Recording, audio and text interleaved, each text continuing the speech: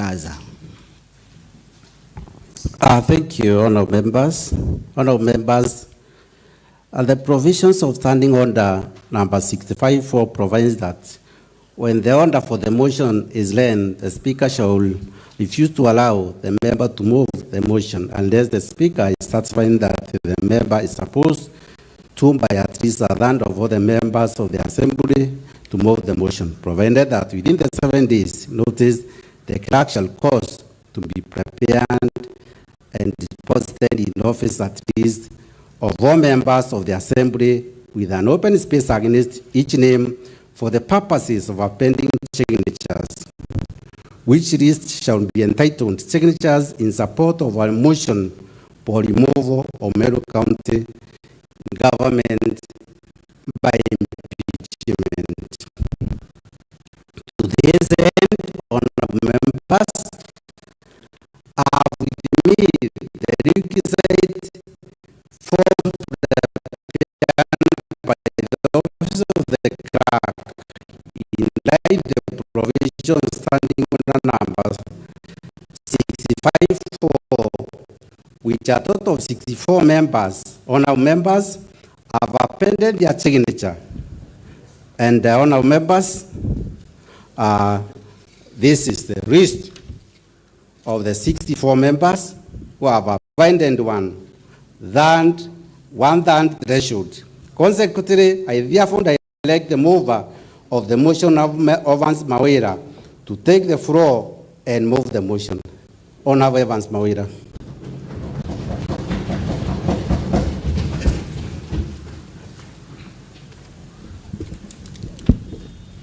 Thank you, Honorable Speaker. Thank you, Honorable Speaker. As you have noted, my name is Evans Mawira Karia. I do represent the great people of Mitungu Ward, and also I am the majority leader of the majority party in this county assembly. Honorable Speaker, I have a special motion on the proposed removal from office by impeachment of the Governor Meru County Honorable Kawira MWANGAZA, and with your permission, Honorable Speaker, I'll move the motion. Whereas Articles 10 and 73 of the Constitution, Section 3 and 16 of the Leadership and Integrity Act 2012, and Sections 9, 10, and 12 of the Public Officers Act, Ethics Act 2003, establish, among others, the rule of law, democracy, human dignity, courtesy, respect, inclusiveness, equality, human rights, integrity, professionalism, non-discrimination, protection of the marginalized, good governance, transparency, and accountability as part of the national values and principles of governance. Articles 10, 73, and 75 of the Constitution require state officers at all times, whether in public or private life, to behave in a manner that, among other things, brings honor to the nation and dignity to the office that a state officer owns. 2, ensures decisions are not influenced by nepotism, favoritism, or other improper motives. 3, demonstrates discipline and commitment in service to the people. And 4, avoids demeaning the office that a state officer owns. Articles 10, 232, 235, and 236 of the Constitution and Sections 59, 59A, 60, 62, 63, 64, and 65 of the County Governments Act 2012 provide for the values and principles of public service and establish an elaborate regulatory framework for the establishment of county public offices and the recruitment, employment, deployment, transfer, and dismissal of county public officers. Article 181 of the Constitution, Section 33 of the County Governments Act and Standing Order number 65 of the Standing Orders of the Assembly provide for the impeachment of county governors for 1, gross violation of the Constitution, 2, gross violation of any other law, 3, abuse of office, and 4, gross misconduct. The governor has, despite a previous impeachment, that singly and collectively amount to 1, gross violation of the Constitution, 2, gross violation of various national and county laws, 3, gross abuse of office, and 4, gross misconduct. 6, the discreditable acts have exposed the office of the governor, the office of the deputy governor, and the assembly, and its leadership and people of Meru County to national shame, scandal, embarrassment, ridicule, and disgrace. The discreditable acts have created a toxic environment in which the governor cannot be legitimately expected or relied upon to work harmoniously with the deputy governor, county government staff, MCAs, and other elected leaders. The governor's continued stay in office has persistently undermined effective and efficient service delivery and gravely hurt the interests of the people of the county.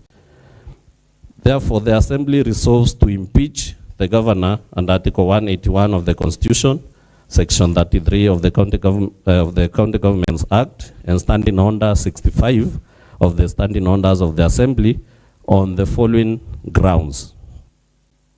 Honorable Speaker, County number 1, misappropriation and misuse of county resources, where the governor has grossly violated Articles 10, 73, 201 to 226 subsection Sub-Article 5, 227 and 232 of the Constitution, Sections 8, 12, 13, Subsection 1, 16, 17, and 35 of the Leadership and Integrity Act 2012, Sections 55 and 66 of the Public Procurement and Asset Disposal Act 2015, Sections 45(2) and 46 of the Anti-Corruption and Economic Crimes Act by engagement, connivance, and or complicity in the following: A, embezzlement of county funds through the governor's sisters, that is Rose Kinya Gwantai and Miriam Gwantai, brother Kenneth Gwantai Murangeri, brother-in-law Nefat Kinywa, and the nephew to the governor's husband, Edwin Mutuma Murangeri. And Honorable Speaker, when I refer to the governor's husband here is one Murega Baichu, all of whom are from now on collectively referred to as the governor's relatives.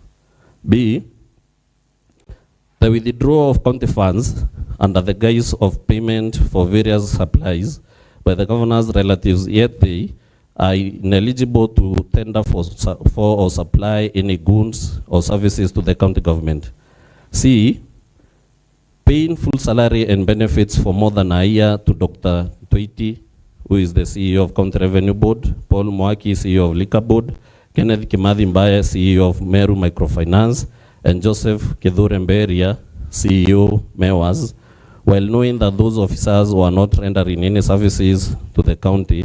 And D, the diversion and misuse of county resources, including funds and motor vehicles, to run the governor's private charity, duped Okolea, despite a previous promise to the Senate in previous impeachment proceedings to refrain from conflicting official county operations and Okolea operations.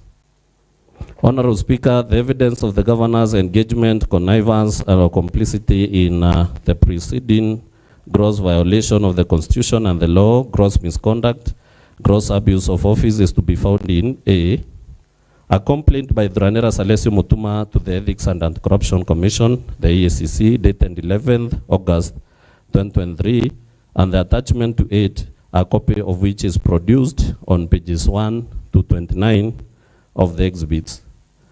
B, a letter by the clerk of the Assembly dated 9th October 2023, requesting a certified copy of Meru County IFMIS records, a copy of which is produced on pages 30 of the exhibits. C, a letter by the County Executive Committee member for Finance dated 11th October 2023, declining to furnish a certified copy of Meru County IFMIS records on frivolous grounds, thus inviting an adverse inference against the governor in relation to the complaint raised by Mutuma Salesio Dranera, a copy of which is produced on pages 31 to 32 of the exhibit. D, payslips for Dr. John Toiti, Joseph Kithure Mberia, and Kenneth Kimathi Mbaye, copies of which are produced on pages 33 to 41 of the exhibits. And E, the Maua Chief Magistrates Court miscellaneous criminal application number E085 of 2023, a copy of which is produced on pages 42 to 47 of the exhibits. F. Charge sheets against Alessio Munene Kanga, alias Samaritan, and Isaiah Ntoribi Kiyuki, employees of the county government, relating to the violence that erupted at the governor's Okolea rally at Makiri, copies of which are produced on pages 48 to 49 of the exhibits. G. Payslips for Salesio Munene Kanga, alias Samaritan, and Isaiah Ntoribi Kiyuki, confirming their status as employees of the county, copies of which are produced on pages 50 to 51 of the exhibits. And H. A video recording of the violence that erupted at the Okolea rally held at Makiri on 16 September 2023, which is saved in the flash disk presented herewith, and the transcript of which is produced on pages 52 and 53 of the exhibits. Honorable Speaker, count number 2 involves nepotism and related unethical practices. The governor has grossly violated, among others, 1. Articles 10, 232, 235, and 236 of the Constitution, sections 12, 17, and 24 of the Public Officer Ethics Act 2003, sections 13, subsection 1, B, F, 16, and 24 of the Leadership and Integrity Act 2012, and sections 55, 59, 59A, 60, 62, 63, 64, and 65 of the County Governments Act 2012. By engagement, connivance, and complicity in the following: A. Fraudulently misrepresenting the governor's relatives as a technical team for purposes of travel to China to inspect and certify cancer treatment equipment, while knowing that the governor's relatives are not medical professionals. B. Employing Edwin Mutuma Murangeri, who is a nephew to the governor's husband, as the CEO of Meru Youth Service MYS and acting chief officer of the Department of Finance. C. The designation of Nefat Kenywa, who is the governor's brother-in-law, as the director of external leakages without transparent and competitive recruitment. And D. Assigning diplomatic duties, namely engagements with foreign diplomats and dignitaries to unqualified sisters, that is Miriam Gwantai, who is the personal assistant, and Rose Gwantai, bodyguard. Honorable Speaker, the evidence of governor's engagement, connivance, and the complicity in the preceding gross violation of the Constitution and the law, gross misconduct, and gross abuse of office is to be found in a letter by the EACC to the governor dated 19th October 2022 relating to nepotism, cronyism, and other unethical acts, a copy of which is produced on pages 54 to 56 of the exhibit. The governor's response to the letter alluded to in subparagraph A above, confirming the employment status of the governor's close relative, a copy of which is produced on pages 57 to 59 of the exhibits. C. Letters, both in English and Chinese, by Beijing League Tech Company Limited, dated 25th April 2023, inviting the governor to China to benchmark cancer treatment equipment for installation at a cancer center in Meru, copies of which are produced on pages 60 to 67 of the exhibits. A letter from the county government to the State Department for Devolution, dated 26th May 2023, a copy of which is produced on pages 68 to 75 of the exhibits. An internal memo by Kusa Azel to the Principal Secretary, State Department for Devolution, dated 5th June 2023, a copy of which is produced on pages 76 to 85 of the exhibits. A letter from the State Department for Devolution to the Ministry of Foreign Affairs, dated 5th June 2023, a copy of which is produced on pages 86 of the exhibits. Videos of the governor's relatives' trip to China, which are produced in the flash disk, which was presented herewith. A letter dated 6th June 2023, describing Nefat Kenywa as the Director of External Leakages, a copy of which is produced on pages 87 of the exhibit. A short list and interview schedule for various posts in the office of the governor dated 6th September 2023, a copy of which is produced on pages 88 to 91 of the exhibits. An internal memo dated 23rd August 2023, appointing Edwin Mutuma Murangeri, the CEO of Meru Youth Service, as the acting chief officer for finance, a copy of which is produced on pages 92 to 93 of the exhibits. And K, screen grabs of the governor's official Facebook page, post on 23rd May 2023, copies of which are produced on pages 94 to 100 of the exhibits. Honorable Speaker, count number three, bullying, vilification, and demeaning other leaders. The governor has grossly violated, among others, Articles 10, 19, Sub-Article 2, 28, 73, and 75 and 179 of the Constitution, Sections 9, Subsection B, 19, and 24 of the Public Officers Ethics Act, Sections 29 and 34 of the Leadership and Integrity Act, and Sections 30, Subsection 2, and 3, C and D of the County Governments Act, by engagement, connivance, and or complicity in, among others, the following. A, exclusion of the Deputy Governor from County Executive Committee meetings and other official functions. B, bullying, undermining, and posting insulting and demeaning messages about the Deputy Governor in our WhatsApp group styled That Government 012, whose membership includes several officers who are subordinate to the Deputy Governor. C, encouraging and condoning insubordination and the making of insulting and demeaning public utterances by subordinate staff against the Deputy Governor and other elected leaders. D, bullying, undermining, and posting insulting and demeaning messages about the Deputy Governor in a WhatsApp group styled Counter-Demean Services, whose membership includes several officers who are subordinate to the Deputy Governor. Encouraging and condoning the removal of the Deputy Governor by junior officers from official county WhatsApp communication forums. Arbitrary suspension, dismissal, withdrawal, and frustration of the staff of the office of the Deputy Governor. Illegally, irregularly, and fraudulently holding the Deputy Governor's staff out of office by purporting to accept their non-existent resignation. Arbitrary reduction, suspension, and withdrawal of budgetary facilitation for legitimate operations of the office of the Deputy Governor. Threatening to inflict bodily harm against the Deputy Governor orally and in WhatsApp chats. Forceful breaking, entry and ransacking of the Deputy Governor's office, changing the locks to the Deputy Governor's office, arbitrary relocation to the Deputy Governor's office, arbitrary withdrawal of security from the Deputy Governor's residences, and persistently making demeaning public utterances against other elected leaders, despite the same issue featuring prominently in the previous impeachment proceedings.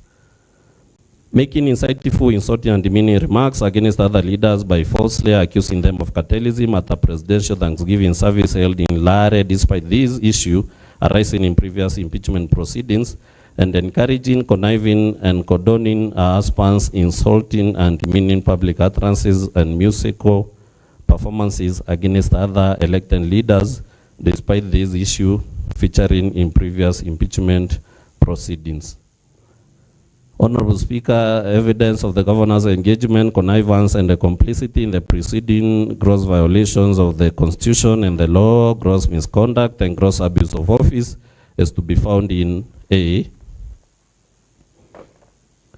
the answer of the meeting of the Sectoral Committee on Justice, Legal Affairs, and Cohesion held on 29th September 2023, a copy of which is produced on pages 101 to 124 of the exhibits. Screen grabs from the WhatsApp group styled That Government 012 and County Admin Services, copies of which are produced on pages 125 to 194 of the exhibits.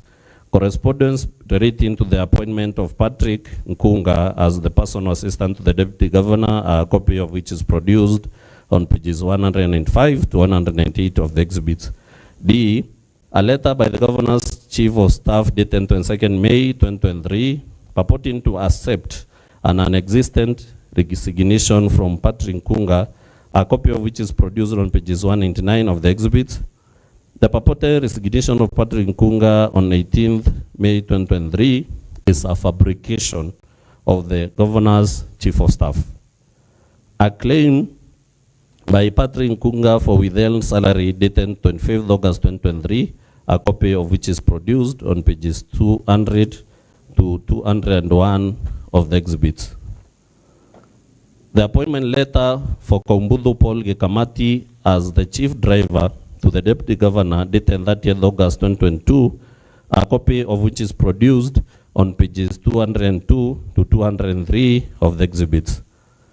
A letter by the governor's chief of staff dated 19th May 2023 purporting to accept an existing resignation from Kombudu Paul Gekamati, a copy of which is produced on pages 204 of the exhibits.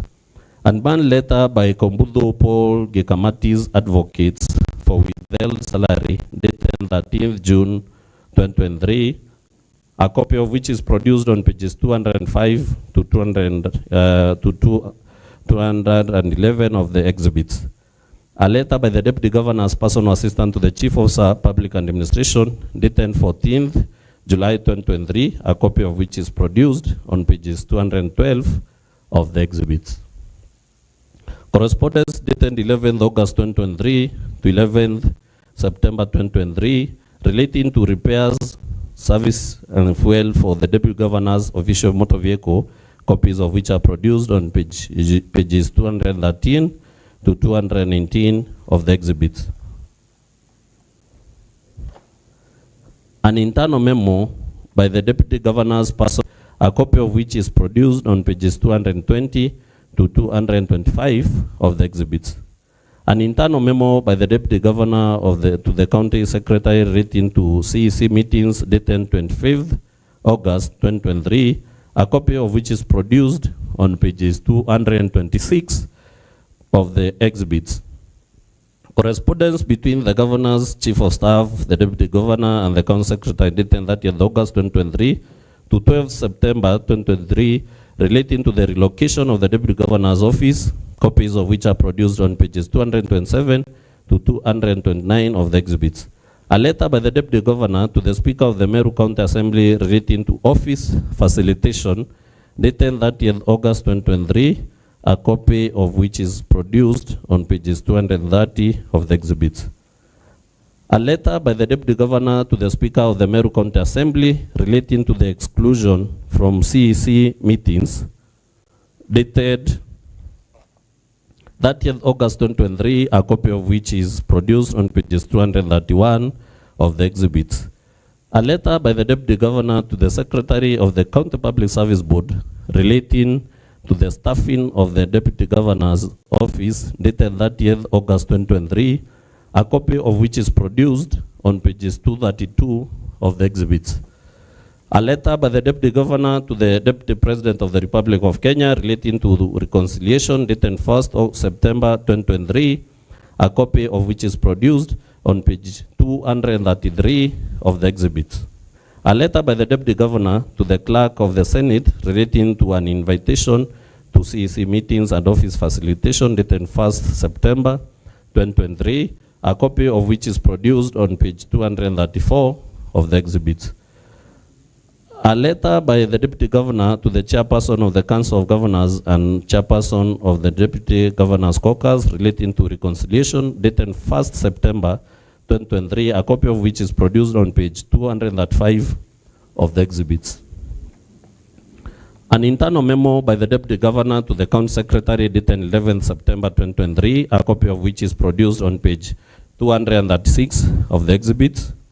Receipts evidencing the Deputy Governor's expenses on official motor vehicles after denial of facilitation, that is, copies of which are produced on pages 207 to 242 of the exhibits.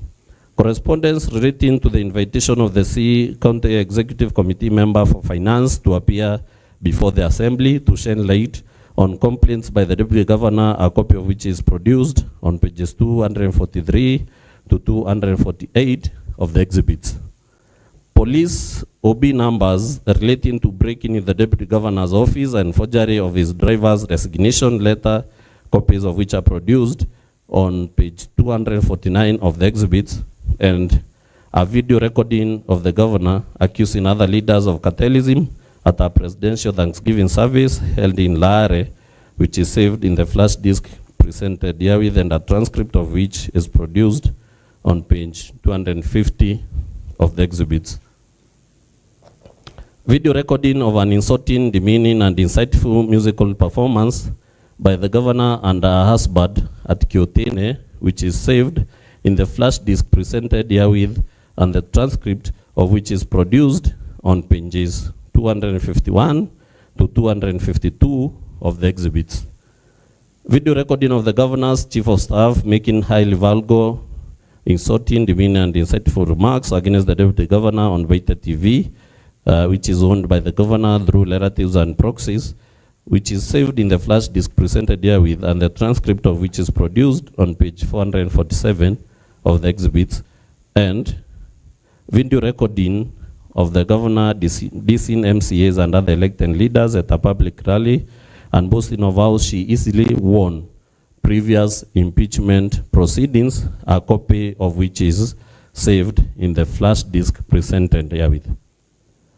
Honorable Speaker, count number 4 is illegal appointments and usurpation of statutory powers, where the governor has grossly violated, among others, Articles 10, 41, 201, 232, 235, and 236 of the Constitution, Section 17 of the Public Officer Ethics Act, Section 45, 55, 59, 59A, 60, 62, 63, 64, and 65 of the County Governments Act, Section 4 of the Public Appointments Act 2017, Section 34, Subsection 3 of the Public Service Commission Act 2017,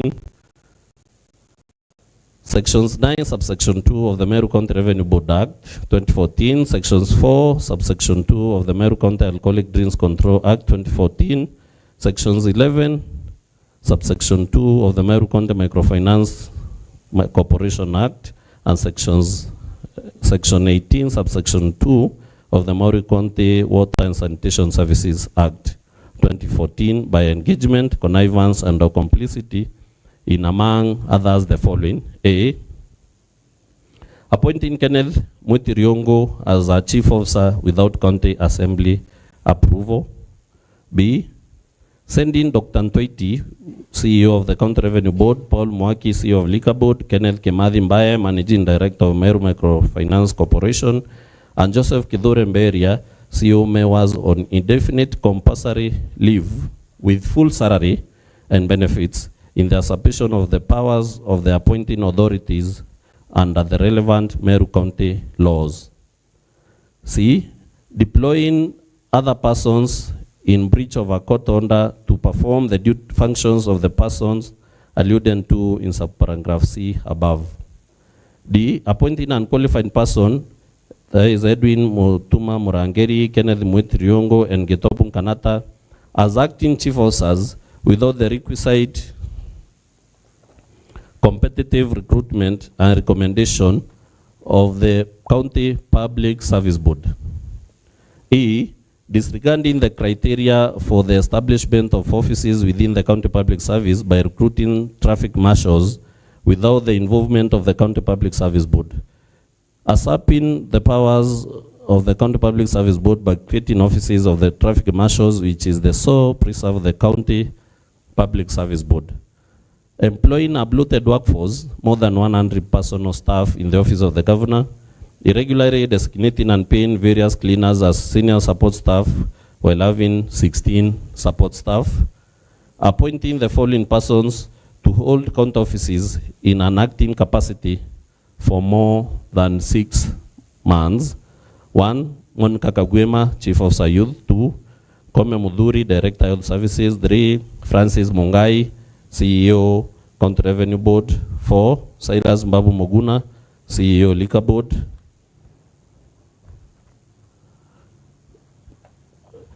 Honorable Speaker, the evidence of the governor's engagement, connivance, and or complicity in the proceedings, gross violation of the Constitution and the law, gross misconduct, and gross abuse of office is to be found in A.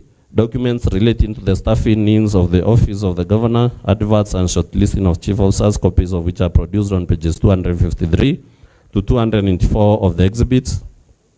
B.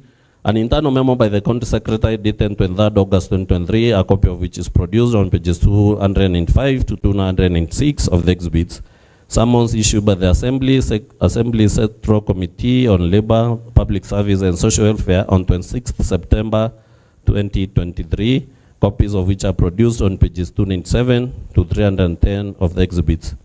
Response by the County Secretary communicating the decision of the Governor, the Chief of Staff, County Secretary, County Executive Committee Member for Finance, and the Fleet Manager, not to appear before the Sectoral Committee of the Assembly, thus inviting an adverse inference against the Governor, a copy of which is produced on pages 311 to 312 of the exhibit. The handstand of the meeting of the Sectoral Committee on Labor, Public Service and Social Welfare held on 5th October 2023, a copy of which is produced on pages 313 to 323 of the exhibits. The County Public Service Human Resources Manual 2013 and the Public Service Commission Human Resources Manual 2016, relevant extracts of which are produced on pages 324 to 334 of the exhibits. Internal memo dated 22nd December 2022 by the County Public Service Board to chief officers through the County Secretary, advising on transfers, appointments, and establishment of offices within the County Public Service, a copy of which is produced on page 335 of the exhibit. Letters sending various officers on compulsory leave, copies of which are produced on pages 336 to 342 of the exhibits. Circulars, guidelines from the Intergovernmental Relations Technical Committee, the Transition Authority, and the Salaries and Remuneration Commission on the staffing of the office of Governor, copies of which are produced on pages 343 to 353 of the exhibits. Correspondence relating to the bloated workforce in the Governor's office, copies of which are produced on pages 354 to 362 of the exhibits. Payslips relating to some of the bloated workforce in the office of the Governor, copies of which are produced on pages 363 to 382 of the exhibits.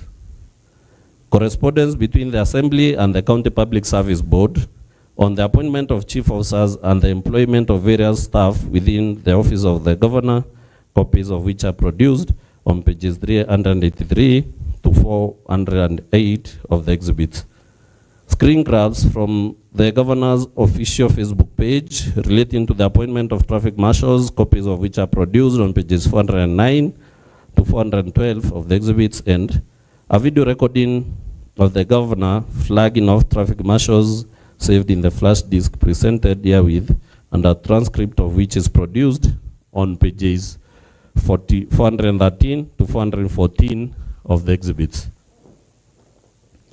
Honorable Speaker, count number 5 is contempt of court, where the Governor has grossly violated, among others, Articles 10 and 73 of the Constitution, Section 7 of the Leadership and Integrity Act by engagement, and Section 10 of the Public Officers Act by connivance and complicity in a contumacious, stubborn refusal to obey lawful court orders, which evidence of the Governor's engagement, connivance, and complicity in this gross violation of the Constitution and the law, gross misconduct, gross abuse of office is to be found in A. A video recording saved in the flash disk presented herewith, and a transcript of which is produced on page 415 of the exhibits. An order issued by the Employment and Labor Relations Court on 7th October 2022, a copy of which is produced on pages 416 to 417 of the exhibits. A ruling delivered by the Employment and Labor Relations Court at Meru on 29th September 2023, finding the governor and other persons guilty of contempt, a copy of which is produced on pages 418 to 439 of the exhibits, and an order extracted from the ruling alluded to in the preceding subparagraph, a copy of which is produced on pages 440 to 441 of the exhibits. Count number 6, Honorable Speaker, is the illegal naming of a public road after husband, where the governor grossly violated, among others, Articles 10, 73 of the Constitution, Articles 10 and Article 73 of the Constitution, Sections 7 and 11, subsection 1, C of the Meru County Owners and Awards Act 2018, by naming a public road after her husband without following the applicable statutory procedures. Honorable Speaker, evidence of the governor's engagement, connivance, and the complicity in the aforesaid gross violation of the Constitution and the law, gross misconduct and gross abuse of office is to be found in a screen grab from the governor's official Facebook page, a copy of which is produced on page 442 of the exhibits, and B, a screen grab from the governor's husband's official Facebook page, a copy of which is produced on page 443 of the exhibits. Count number 7, Honorable Speaker, is contempt of the Assembly. Honorable Speaker, the governor has grossly violated, among others, Articles 10, 174, Sub-Article 1, Article 185, Sub-Article 3, and 195 of the Constitution, Section 39 of the County Governments Act 2012, and Section 18, 22, and 27 of the County Assembly's Powers and Privileges Act 2017, by engagement, connivance, and complicity in the following: A, refusing to honor lawful summons to appear before the assemblies,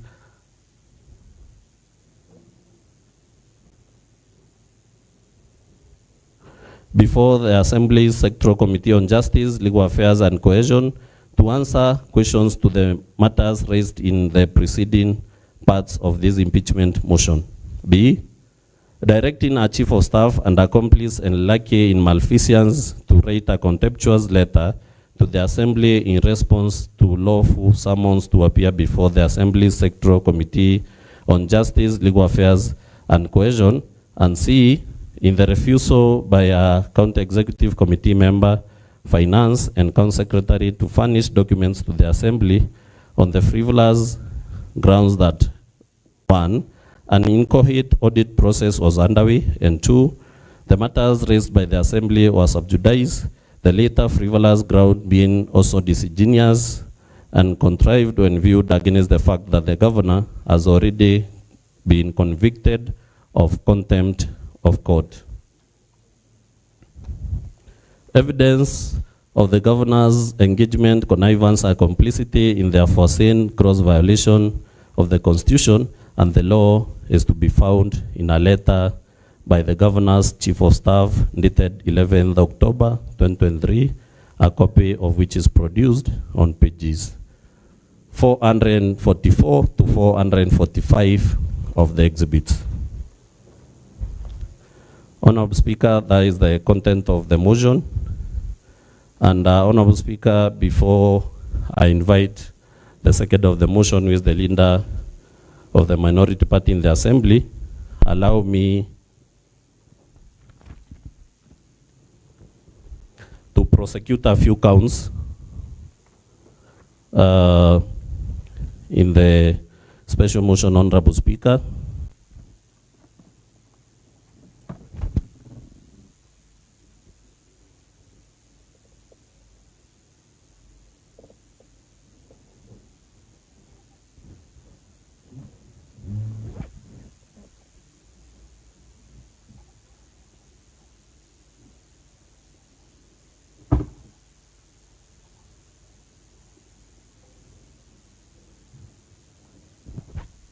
Sorry for that, Honorable Speaker.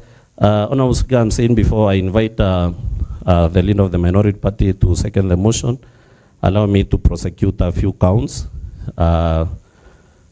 which are forming content of this motion. But before that, Honorable Speaker, allow me to inform the Honorable Assembly that the Constitution has created a mechanism of correcting a mess that the residents and electorates maybe of Meru County might have created by electing one Honorable MWANGAZA into the office of the Governor of Meru County.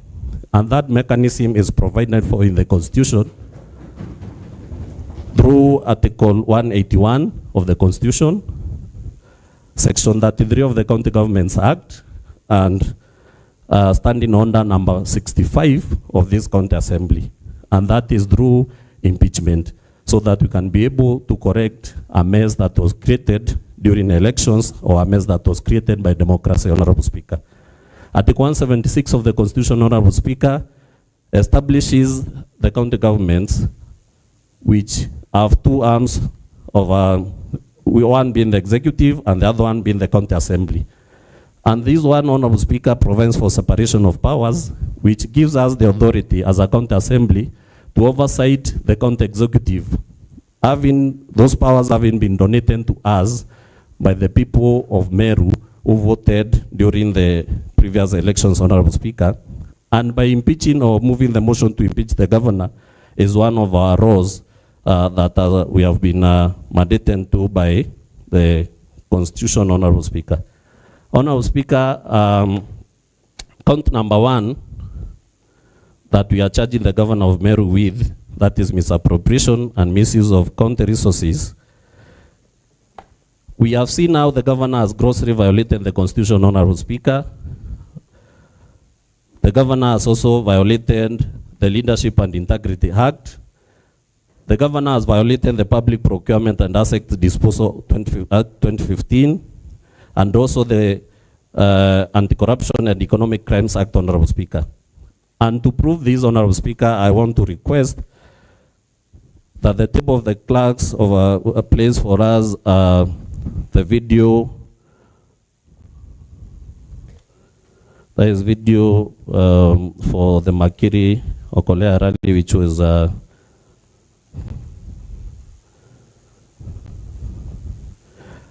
which is in the flash disk.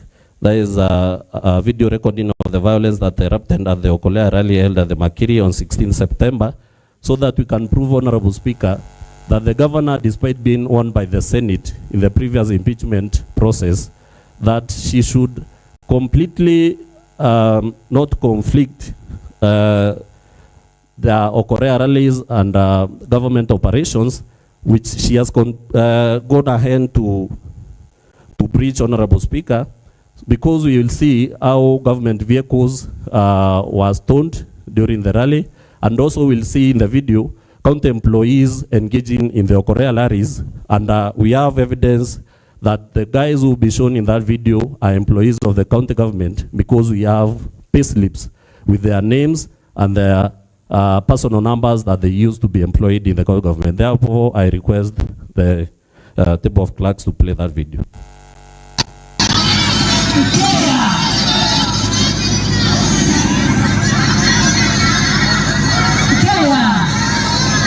Bwana asifiwe. Kama kuna ndugu hapa,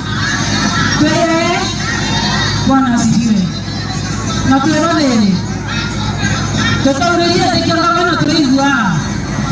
Ile watasahau. Wapi wao kina mama wazee? Bado tuongezewe. Pastors wakuje hapa kwanza tuombe. Nitoe kama ng'ombe ngine kwa eteka alio kwa mwako watu kwa yatetea. Unaona ngati mwako wako yatetea. Tunaenda toki nyanga. Twingi ndio itamwanda wakia. Inua mkono juu. Back to the center. Ndawa back to the center kwa back to the center. Unaona komeni. Unaona komeni. Ero aleta nambe. Aleta ndarene. Ero wibo rusi. Aleta nyumba sangorona. Ndawa back to the center kwa back to the center. Bwana asifiwe.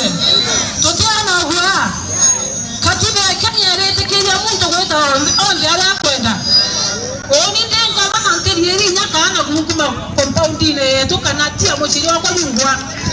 Yote mchini wa mtu. Kwa hivyo kama umepangwa kukuja hapa, tuko hapa tayari, tutapambana kiroho, tutapambana kisheria, na hakuna uoga. Bwana asifiwe. Na ingo shokelea ile okay ya kuwa no koromo ikawela ari gavana 2077 yete kuraya. Ruhama na maoro yako ile. Tukutambue.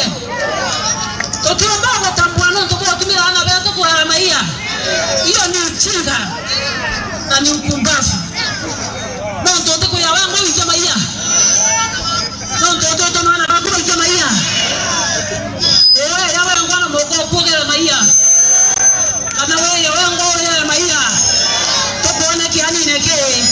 Ile tu agotambua. Lakini hichi ni tanyamba. Otumira tu ana to hizo zeri.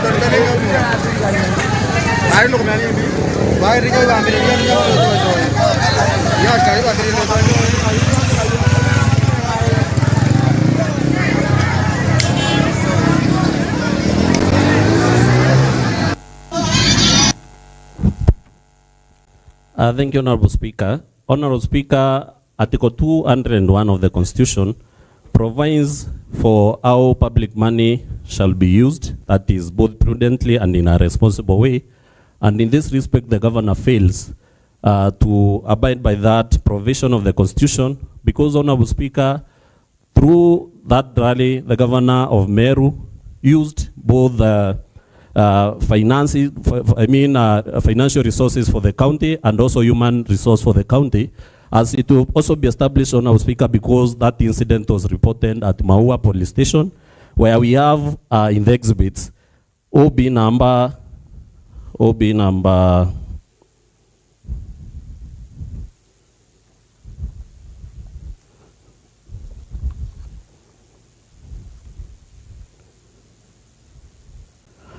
a copy of the exhibit, Honorable Speaker, is provided in the exhibits. That is the Maua Chief Magistrate Court Miscellaneous Criminal Application number E085 of 2023, where it was reported that county vehicles were stoned, and also there were county employees who were charged in that miscellaneous criminal application, Honorable Speaker. That is one Mr. Salesio Munene Kanga la Samaritan and Isaiah Toribi Kiuki, who are employees of the county government of Meru. And their pay slips, Honorable Speaker, are produced on pages 50 to 51 of the exhibits. Therefore, there is enough evidence, Honorable Speaker, that the governor of Meru has misappropriated and misused county resources. Honorable Speaker, allow me before to proceed also to bring to the attention of the honorable members the responsibilities of the governor, because in some of the counts, Honorable Speaker, someone might ask themselves, how is that related to the governor of Meru? But Honorable Speaker, in County Governments Act, Section 30, there are functions and responsibilities of our county governor outlined there, and I'll highlight a few.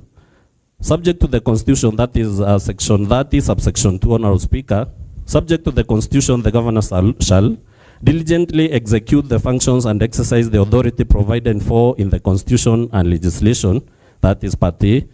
Part F, submit the county plans and policies to the county assembly for approval.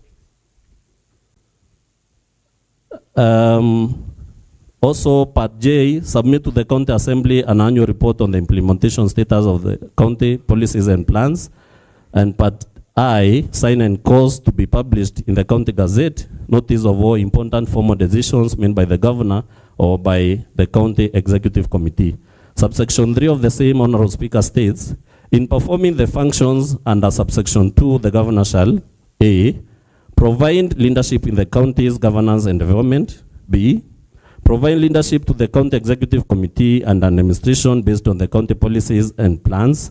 C, promote democracy, good governance, unity, and cohesion within the county. D, promote peace and order, peace and order within the county. E, promote the competitiveness of the county. And F, be accountable for the management and use of the county resources. Therefore, Part F, Honorable Speaker, is the Governor culpable of whatever happened at Makiri, because she needs to be accountable for the management and use of the county resources.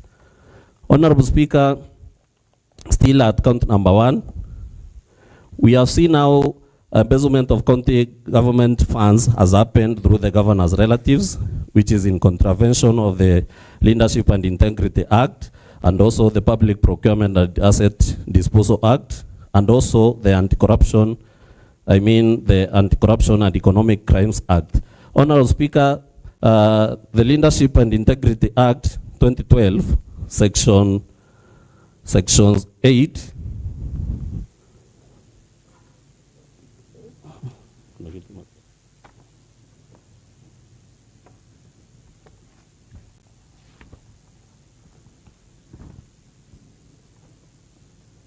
Section 8 states that a state officer is a position of public trust, and the authority and responsibility vested in a state officer shall be exercised by the state officer in the best interest of the people of Kenya.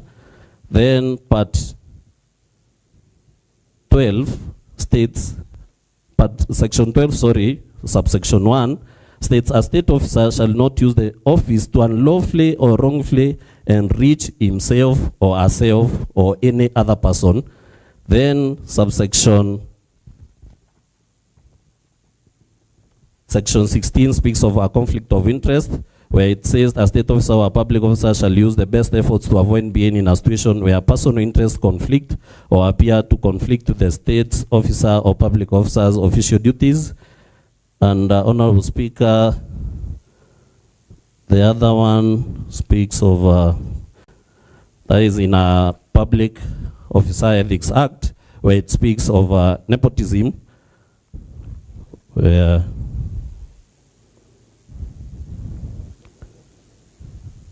a public officer shall not, that is a Public Officer Ethics Act Section 17, a public officer shall not practice nepotism or favoritism. But Honorable Speaker, we have seen the governor's relatives, which we may say do show some conflict of interest. They have drawn county funds through their personal accounts. They have also proceeded, Honorable Governor, to supply or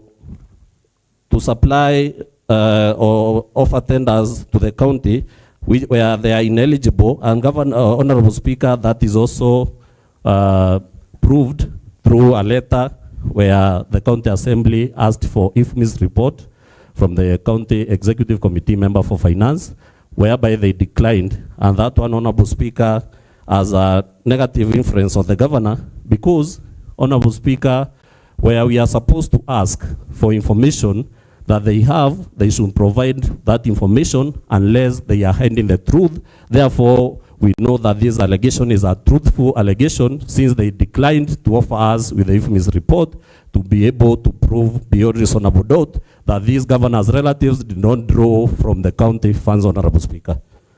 Honorable Speaker, let me proceed to count number 2. Count number 2, Honorable Speaker, is where the governor is accused of nepotism and related unethical practices.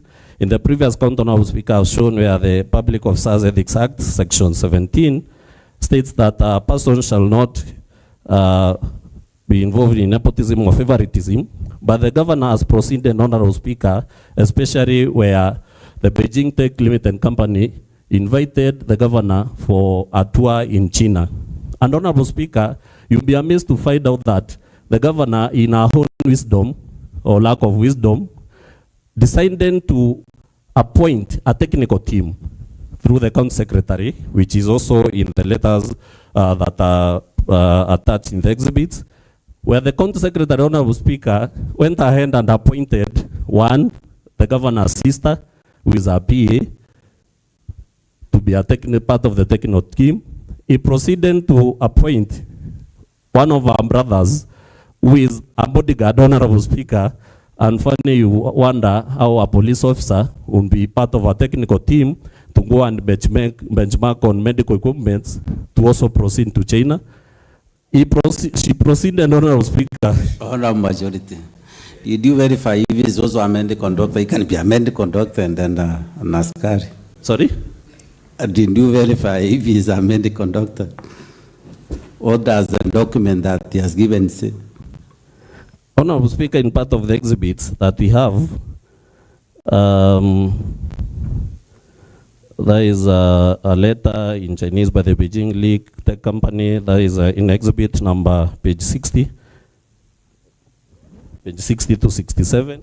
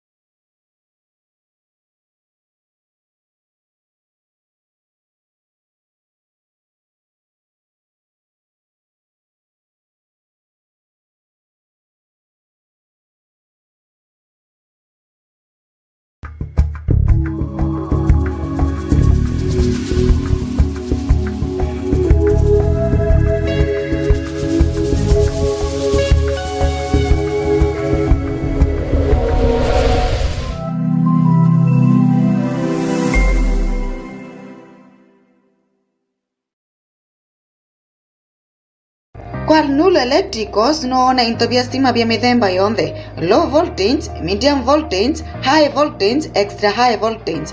Bya mung'anaji wa stima jwa single phase kana 3 phase. Noona generator cia single phase kana 3 phase, motor cia single phase kana 3 phase, cables cia class kia gorota, East African cables, Coast cables, ASL cables na inge inyingi. No kuonekia pipes, ta metro pipes, circular boxes, couplers na inge inyingi.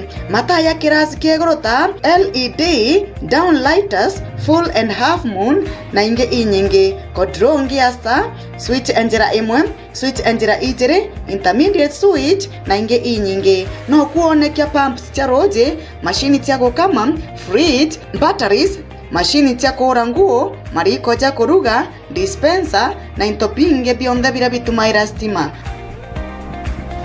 Aja neo kwa Nulu Electricals na hivyo kukaribisha bwinde. Tuko na vitu original za bei nafuu kwa kila customer. Kwa Nulu Electricals turiaja nuntu bwaku.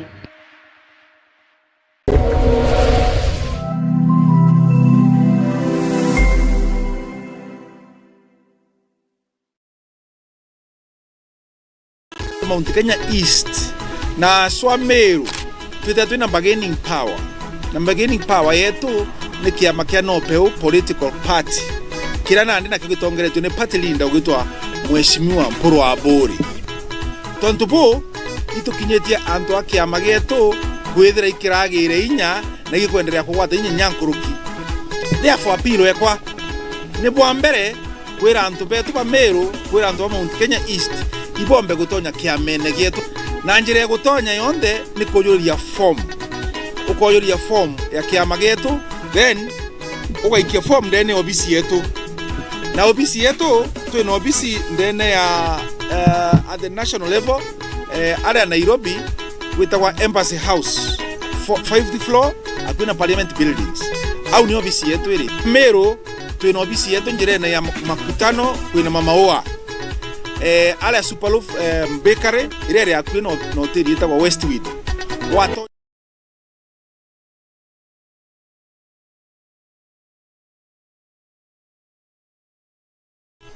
omba kulinga namba ewe kwa nini wa screen ine ya 0790 321 778.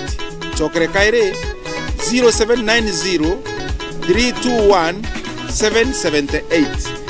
Lakini vile vile ni kwenda kwenda registration online. Ile mtu amba kuhinya *509#. Na wadhingata mutaratara juju wako ne mantu ya kutonya kiamene.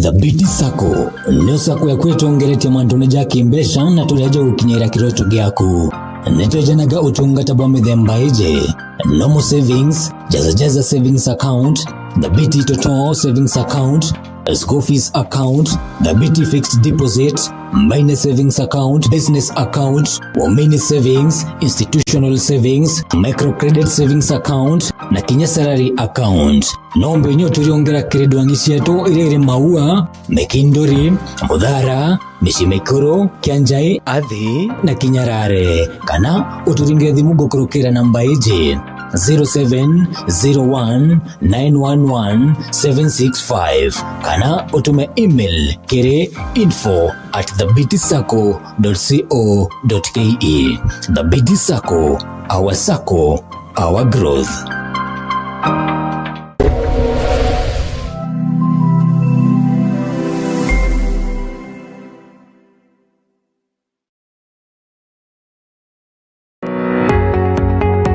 Tigania Technical and Vocational College ne tongerete kire moritani jamote ya mwanya netoritanaga courses chia ICT, Business and Finance, Building and Civil Engineering, Agriculture, Hospitality and Cosmetology, Electrical and Electronics Engineering, Mechanical Engineering na ingi kathomba ciandikithia na ndikire intake ya September ya yitete na mbere. Nditagwa Wilfred Kimathi Okamunde, Principal Tigania Technical Vocational College. Application September ni siendelete na itukuria alito ba apply mbele ya tariki 21 muri joina na mwaka juju. You are welcome. Kumenya manto nkoroki toringire thimu gukurukira 0745 911 518. Email netiganiaistttvc@gmail.com. Na website netiganiaisttechnical.ac.ke. Tigania East Technical and Vocational College. Technical skills and innovation for self-reliance and sustainability.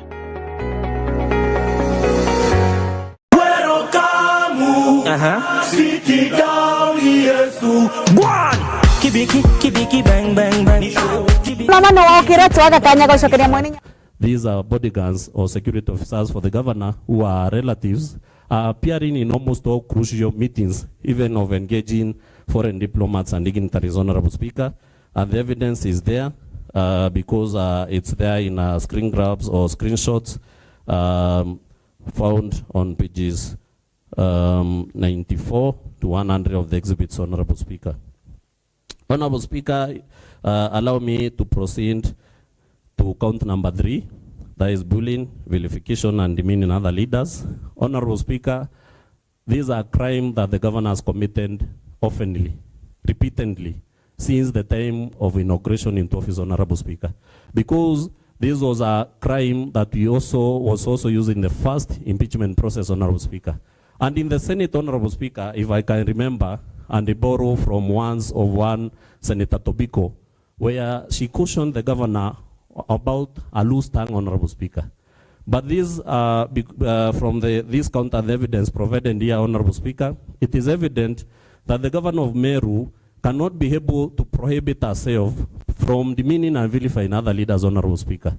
That is evident because we have seen how she has vilified and demeaned the office of the Deputy Governor, Honorable Speaker. Honorable Speaker, because we came into office almost the same time with the governor of Meru, I have found the Deputy Governor of this county to be the most humble and loyal servant who was very loyal to Governor Honorable MWANGAZA, Honorable Speaker. But from the Governor, Honorable Speaker, as you'll see in the evidence in some of the screenshots from various WhatsApp groups, the Governor even indicates that the Deputy Governor did not bring any votes to her. Therefore, the Deputy Governor has no right to enjoy the privileges of being in that office. Whereas, Honorable Speaker, if you go to the Constitution, that is Article 180, which regulates the election of the governor and the deputy governor, that is Article 180.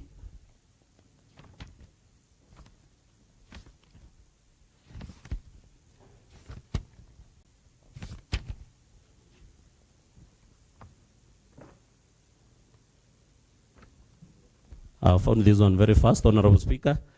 The election of county governor and deputy governor is provided for in Article 180 of the Constitution, where it starts by saying, number 1, the county governor shall be directly elected by the voters registered in the county on the same day as a general election of members of parliament, being the second Tuesday in August in every 5th year. Then it proceeds to indicate that there is a sub-article 5. Each candidate for election as a county governor shall nominate a person who is qualified for nomination for election as county governor as a candidate for deputy governor. Honorable Speaker, it is the governor who nominates the candidate for a deputy governor.